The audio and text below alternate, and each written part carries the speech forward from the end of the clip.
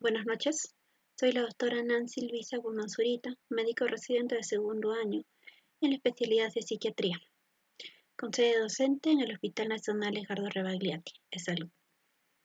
El motivo de la charla es para hacer una telecapacitación sobre el manejo de la agitación psicomotriz.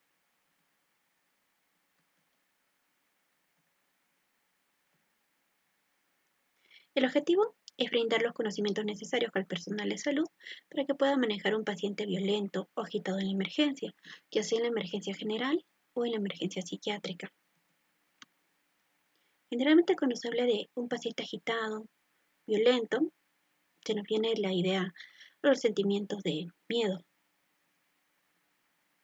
O lo que hacen es llamar a un personal de psiquiatría para que pueda resolver la agitación de un paciente. Pero ¿qué es lo que podemos hacer? Primero, conocer algunas definiciones. La agitación psicomotora es un estado de hiperactividad física y mental descontrolada asociada a una tensión interna. Y la conducta agresiva es una conducta destinada a hacer daño, ya sea físico o mental. La agitación psicomotriz como la conducta agresiva no son excluyentes, se puede presentar en un mismo paciente. En cuanto a la etiología, tenemos las causas orgánicas, por ejemplo, pacientes con intoxicación, con un estado de delirium. Las causas psiquiátricas, que es lo más frecuente, pacientes que están con un episodio psicótico o bajo los efectos de sustancias psicoactivas. Y también puede haber una etiología mixta, que es la combinación de causas orgánicas como psiquiátricas. El objetivo de esta charla es enfocarnos más en el manejo, en el tratamiento de este tipo de pacientes. Podemos hacer una contención verbal, una contención mecánica o también una contención farmacológica. En cuanto a lo que es el abordaje y las medidas de seguridad, el objetivo es frenar el progreso guardando la máxima seguridad de todos, del paciente y sobre todo del personal de salud.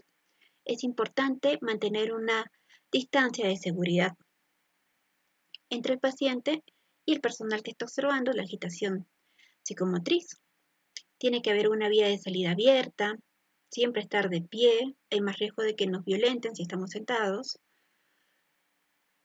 El personal que está alrededor, el personal de salud, tiene que participar y de ser necesario también puede ser requerido lo que es el apoyo policial.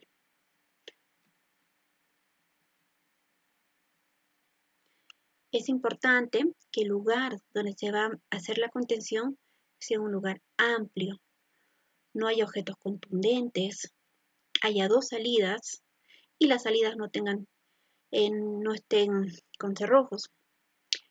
Y se aconseja tener un timbre en caso de que se requiera la colaboración de más personal de salud.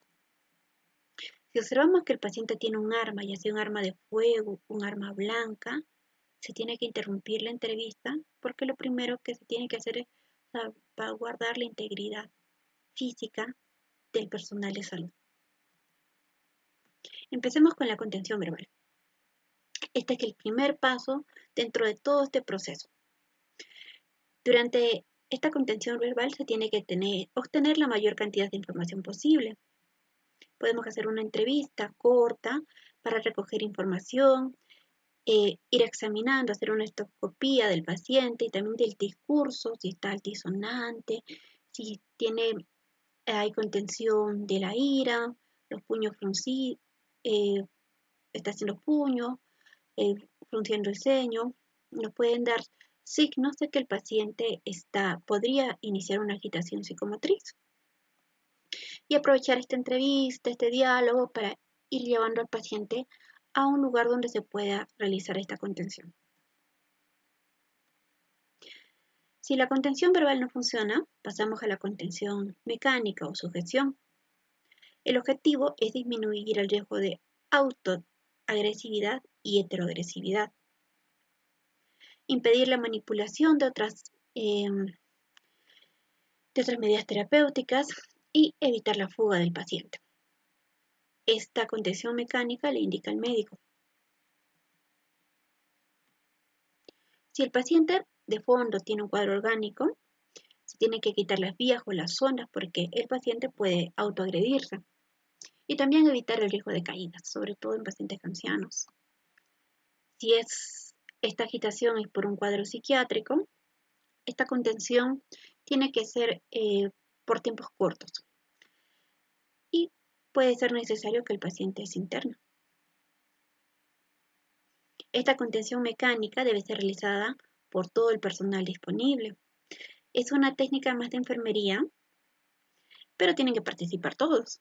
El enfermero tiene que colocar ayuda con lo que son la administración de los psicotrópicos, ya sea por la vía oral o la vía parenteral. El personal técnico ayuda con la contención mecánica, se dirige a cada uno de los puntos de contención y el médico tiene que dirigir. Entonces, más que una técnica de enfermería, es un manejo disciplinario de todo el personal que se encuentra en el ambiente.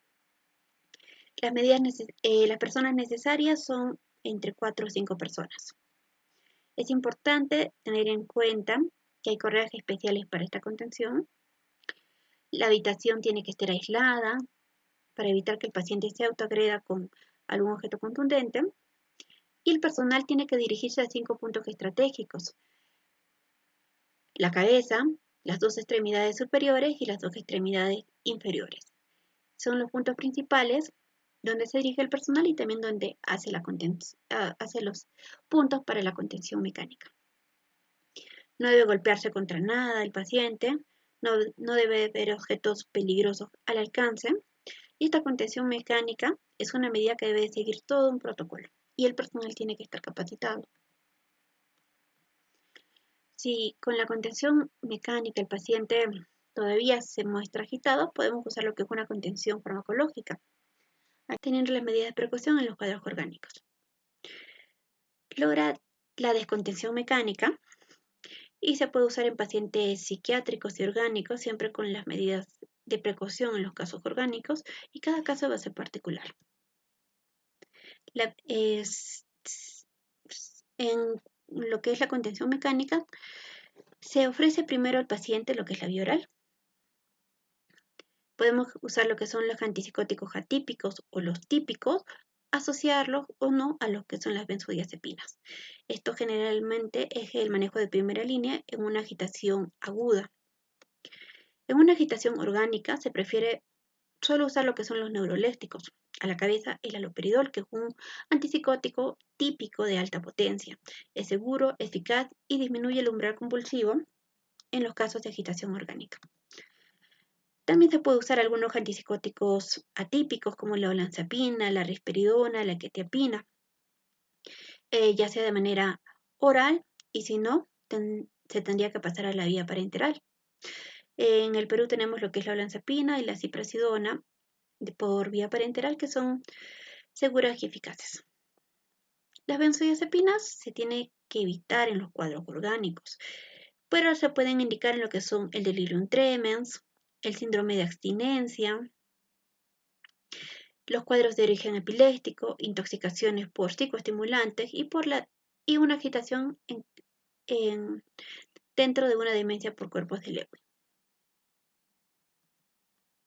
Finalmente, presentamos un algoritmo de tratamiento de la agitación psicomotora presentada por el Instituto Nacional de Salud Mental. Tenemos un paciente que ingresa en un estado de agitación psicomotora. Tenemos que tomar primero medidas generales, evitar objetos contundentes, peligrosos alrededor del paciente, dirigirlo hacia un ambiente vacío. Primero iniciar con lo que es la contención verbal. Si la persona persiste con la agitación, podemos pasar a lo que es la contención farmacológica.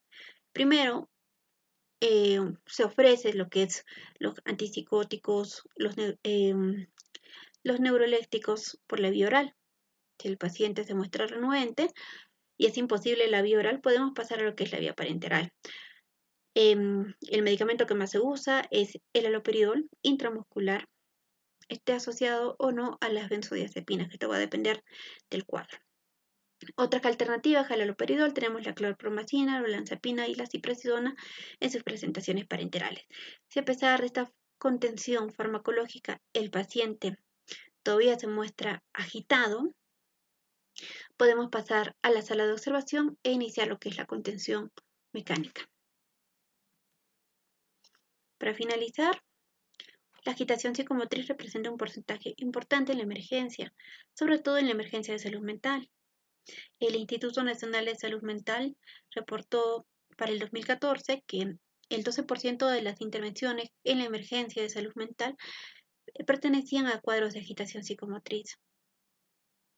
Y esto no lo excluye que también se presente en los pacientes que ingresan por una emergencia no psiquiátrica.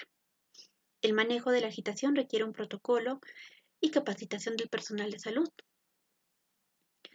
y tiene como objetivo resguardar la seguridad de todos, del paciente y del personal asistencial. Eso sería todo, gracias.